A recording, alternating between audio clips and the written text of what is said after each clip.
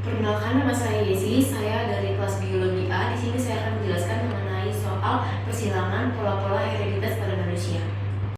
Untuk soal yang pertama, seorang pria normal karier menikah dengan wanita yang normal karier pula. Mereka memiliki satu anak perempuan albino yang menikah dengan seorang laki-laki normal karier. Persentase cucu yang akan lahir dalam keadaan albino adalah.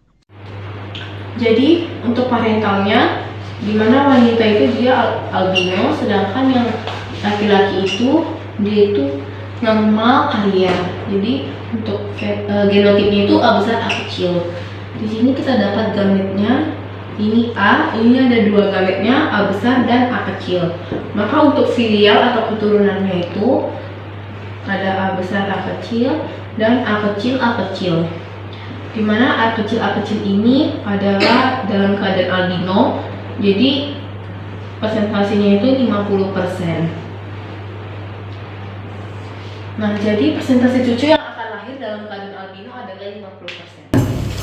Jadi untuk soal yang kedua itu, seorang wanita albino karier hemofilia menikah dengan seorang pria hemofilia normal heterozigot. Maka rasio keturunan anak-anaknya adalah, jadi untuk parentalnya yang wanita itu XH besar, XH kecil, A kecil, A kecil karena dia mengidap penyakit albino. Sedangkan dengan yang laki-laki itu dia mengidap hemofilia normal.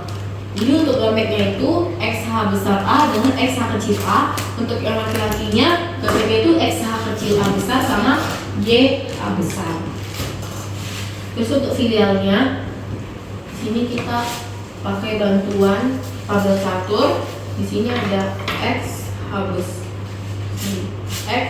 besar A dengan XH kecil A kecil. Di sini juga disilamkan dengan XH kecil A dengan Y A besar. A kecil A besar ya, sorry. Ini jadi XH besar, XH kecil, A besar, A besar. Ini ada XH kecil, XH kecil, A besar, A kecil. Ini ada XH besar, XH besar, A besar, A besar, XH kecil, Y A besar, A kecil. Jadi hasil dari persilangannya itu perempuan hemofilia dan albino karier banding perempuan hemofilia yang bersifat letal dan albino karier banding laki-laki normal albino karier banding laki-laki hemofilia albino karier itu adalah 1:1 banding 1 dan banding 1. Jadi untuk soal yang ketiga itu, seorang pria normal thalassemia minor menikah dengan seorang wanita thalassemia minor buta warna karier. Yang ditanya itu carilah persentase anak laki-laki buta warna thalassemia minor.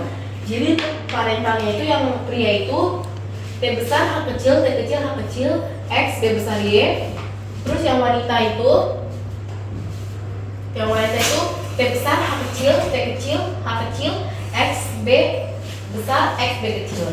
Nah untuk gametnya itu X B besar, T besar H kecil, X B besar, T kecil, H kecil.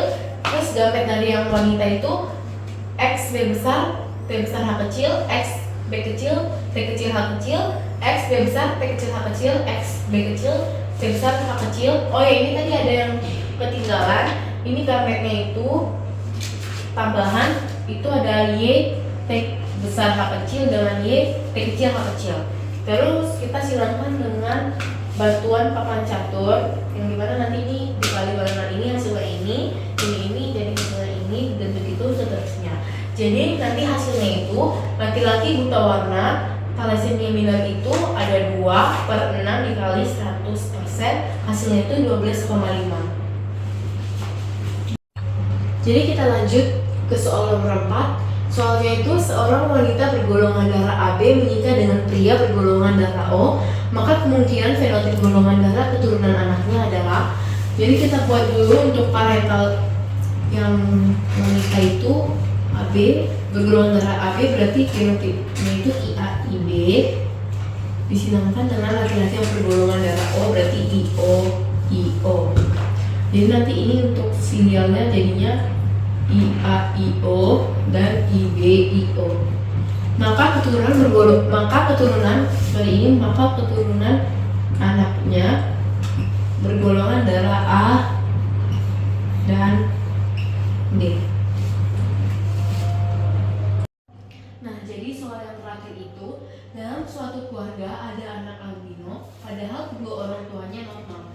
Ditanya dari data ini kemungkinan genotip orang tuanya adalah, jadi jawabannya itu kemungkinan genotip orang tuanya itu adalah normal carrier. Ini pembuktiannya di mana ayah dan ibunya itu sama-sama normal carrier heterozigot, itu A besar A kecil disilamkan dengan A besar A kecil juga. Nanti ini gametnya ada A besar A kecil, begitu juga dengan yang ini ada A besar A kecil. Jadi ini disilamkan. Jadi untuk filenya itu ada A besar, terus ada A besar A kecil, dan ada A kecil A kecil. Nah di sini ada tampak bahwa ada menurunkan hasil albino. Sekian penjelasan dari saya. Mohon maaf jika ada kesalahan kata. Terima kasih.